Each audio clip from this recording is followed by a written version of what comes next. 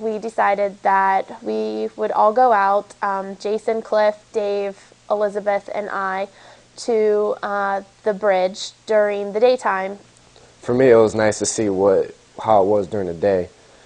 And we get out of our car, we look at it, we go up on top, we see two candles, which, I mean, they looked fairly new because, they weren't weathered at all. They were stuck in the ground, and they've been there for a little bit, but not for a long, long time. So somebody is using that area for things that aren't good. Dave and I decided that it would be a good idea to go up and maybe ask one of the ladies or even one of the people in the house by the tunnel what they had heard about it, if they had any experiences, any strange occurrences, just for his TV segment to add a little bit to it. We decided to interview a lady who lives right next door. She's lived next door for 59 years, or since 1959, and she was nice. You've heard the stories from that bridge? Yes, I have. Have you had anything happen with that bridge personally? Any stories?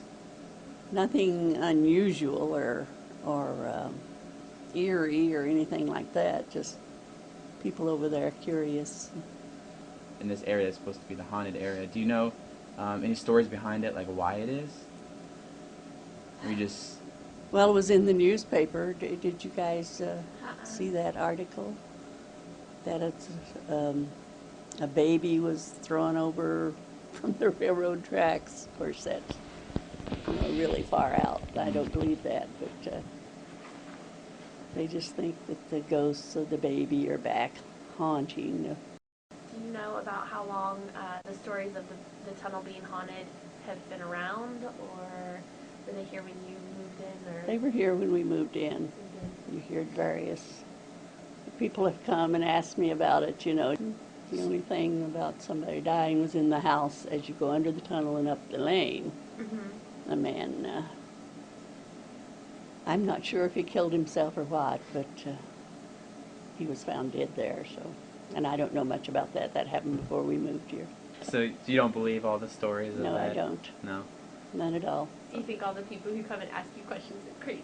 No, I don't. If you hear something like that, you would naturally want to find if it's true or not.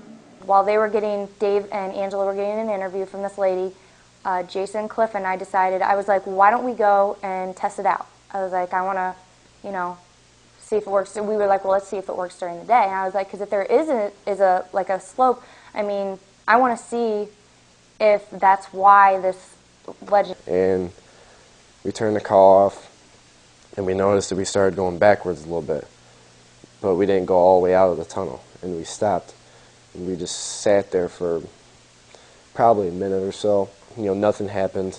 And Cliff said to Elizabeth, he said, why don't we go to the other side and go into the tunnel the opposite direction and see if we start moving forward when we put the car in neutral.